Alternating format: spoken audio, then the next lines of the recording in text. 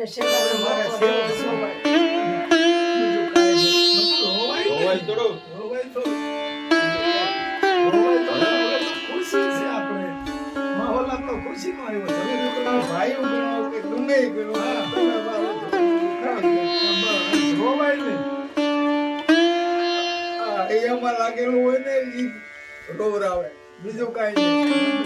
નકર કોઈ મારે ફોહું દેના રાજા કરી દે.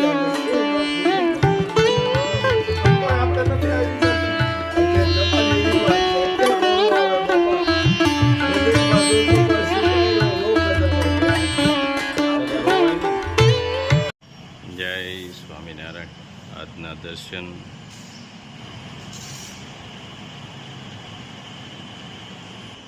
જય ગજાનંદ ગણપતિ મહારાજ, જય કષ્ટભંજન દેવ.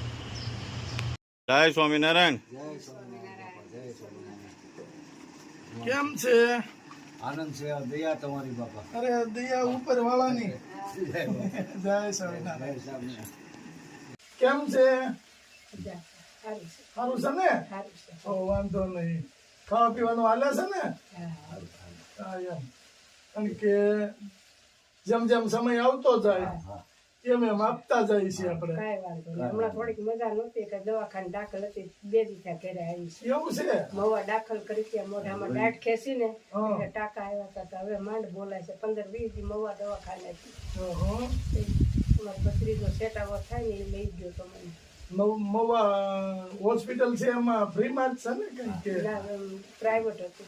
પ્રાઇવેટમાં હતું? દાંત ખેંચે ને 2 દાઢ ખેંચી તે કાંઈ નતું ને 1 દાઢ ખેંચીને નો નીકળે કે આમ મોઢામાં શેકો મારવો પડ્યો. ટાંકા આવ્યા બે. ભગવાનની દયામાં સ્વામિનારાયણ ભગવાન ભગવાન આ બેઠા છે. જો હા ઘનશ્યામ મહારાજ. મારા બેટા મેં સ્વામિનારાયણની બસ હાકીને 5 વર્ષ હાકી. હા. બોલો. બાકી કયો બીજું? હરિદર્શન સ્વામી, શાંતિ છે ને? પ્રકાશ સ્વામી, તો વાંધો નહીં. રામકૃષ્ણ સ્વામી સોયા આવ્યા સવારના છે. પહોરમાં ભજન ગૌરાવે. બસ હવે શાંતિ છે. બીમાર પડી ગઈ હતી પણ હવે સારું છે મને. રેડી થઈ ગયું હવે ને? રેડી થઈ ગઈ. મવા દવા લીધી ને એટલે સારું થઈ ગયું. હા. અને આમ બીજી કોઈ તકલીફ નથી ને? બસ તો ખાઈ પીને આનંદ કરવાનો, ભગવાનનું ભજન કરવાનું. બસ આ ખાઈ પીને આનંદ કરવાનો, ભગવાનનું ભજન કરવાનું. બસ. આ તમારી જવાની દયા બાપા. એમ તો અમારે કઈ છોકરા તો કઈ નહીં. હા. ભાઈ ગણો કે યજમાન ગણો કે ગમે ગણો તમે છો. ઉપર વાળાની દયા. ભગવાનની દયા દાદા. સ્વામિનારાયણ ભગવાન બેઠા છે. હા. આરતી કરી પૂજા કરી હવાના જો વાંચી કે જાતો નથી કોઈ ઘેરે બેહવાનું નહીં. વાંચા કરી પુસ્તક રામાયણ છે, ગીતાજી છે. હા. આ કૃષ્ણ પ્રિય સ્વામીએ બુક આપી છે ધૂનની. બોલ્યા કરી આ તરોડા. હા. દાદા હા કેમ હવે હાલે છે બધું આ પગ બગ ને? હવે ઠીક ઠાક હાલે. હવે તો 91 વર્ષની ઉંમરમાં તો હળવળું હલાય ને હળવળું ગામમાં જોવાય બાપા. હા બીજું તો કાંઈ છે નહીં. હવે હું હવે પગનું તકલીફ થોડીક છે વધારે. હા. સમજ્યા? એટલે ધીમે ધીમે આ સાયકલ લઈને ડૉક્ટરે એમ કીધું કે સાયકલ આમ પકડી રાખજો, ક્યાંય પડી ન જાવ કે. એટલે હાલ્યા કરે છે. ના ના બરાબર. પણ હવે બહુ ઓછું નીકળવું ગામમાં. કારણ કે હવે તમારે પગમાં તાકાત ન હોય ઉંમર પ્રમાણે. ઉંમર પ્રમાણે તાકાત ન હોય એટલે ગામમાં નહીં ક્યાંક પડી ગયા હોય હા તો તો તકલીફ થાય ને એમ. દી પેલા નહોતું વગાડી દીધું, હા હા સાયકલ ઉપર પછાડી દીધા હતા ને. હા પસાડી દીધો. ગાયે પસાડ્યા હતા ને? હા ગાયો પસાડી. હા એમ એટલે એ ભાઈ ગાયું દોડતી હોય આડા હવ્યું. ગાયો દોડતી દોડતી સાયકલ પાસે આવી હતી હા. એટલે પડી ગઈ. નકર હા હા. બરોબર.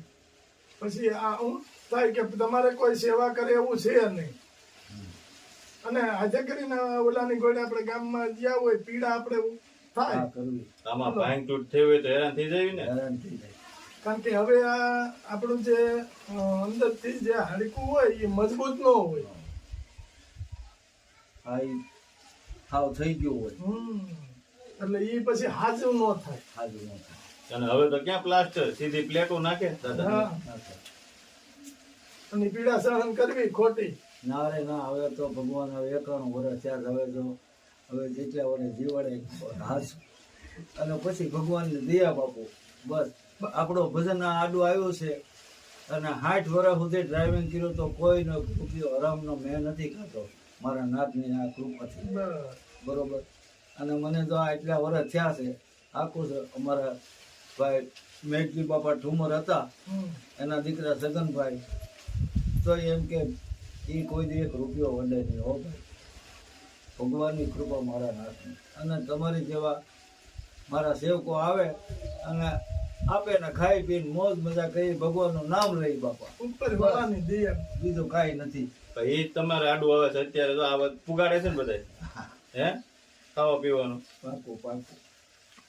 સત્યમેવ જયતે. જય સ્વામિનારાયણ ભગવાન કી જય હો. હા, એમ. ભગવાન પૂરું પાડે. અને જો આ ઓશિતાનું આવ્યું હતું હવે એ હારું થઈ ગયું. હા ઈ રેડી થઈ ગયું એટલે મહારાજ બધાને પૂરું પાડે. આપણે શું તાકાત છે બાપુ? એ હારું. હા. પણ સેવક હોય ને હમ. એને પ્રભુ દયા કરે હમ. અને તમે જાઓ ફલાણા ઠેકાણે પ્રેરણા આપે. પ્રેરણા આપે. સમજ્યા? પ્રેરણા આપે એ વાત તમારી સાચી. બાકી આપણે શું તાકાત? આપણે તો કાળા માથાના માનવી છીએ. ઈશ્વરની કૃપા વગર કાંઈ થાય નહીં. થાય નહીં.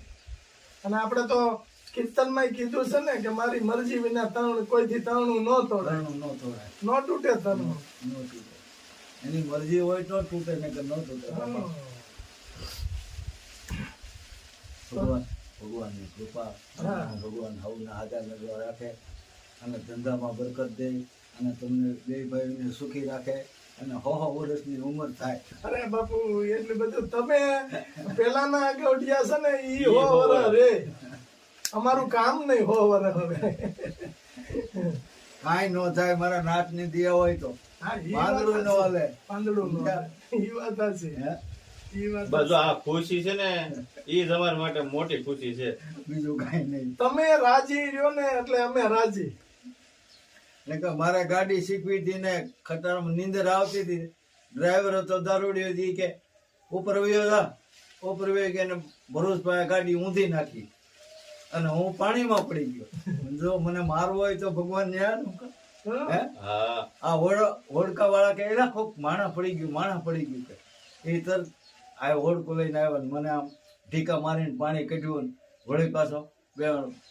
એટલે શેઠને કોકે હમાસર દઈ દીધું તે આવ્યા મોટરમાં લઈ ગયા દવાખાને લઈ ગયા. આ જીવ તો રહી ગયો ભગવાન બસ કઈ ન થવા દે. નકર ન મરી જાવ ને અહીંયા. હા હે કઈ ન થવા દે. બોલો આ ઈશ્વરની મરજી સિવાય બાપા કાંઈ ન થાય મારા બાપ. અને તમારી બાની લેણા દેવી હોય ને એટલે કઈ ન થાય. લેણા દેવી હોય. હા.